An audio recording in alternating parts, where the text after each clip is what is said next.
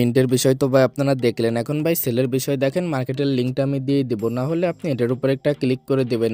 এটার উপর ভাই যখনই ক্লিক করবেন দেখবেন মার্কেটে নিয়ে চলে আসবে। এখান থেকে প্রথমত ওয়ালেটটা কানেক্ট করে নিবেন এখানে। এটার জন্য জাস্ট এই যে কানেক্টের উপর একটা ক্লিক করবেন, এই যে ভিউ ওয়াল ওয়ালেটের উপর ক্লিক করবেন, ফ্যান্টমের উপর একটা ক্লিক করবেন, এই যে কানেক্টের উপর ক্লিক করলে এখান থেকে ক্লিক সাইন ইনের উপর একটা ক্লিক দিবেন। তারপরে এটা কমপ্লিট করে দিলে দেখেন ওয়ালেটটা কিন্তু এখান থেকে কানেক্ট হয়ে যাবে আপনাদের।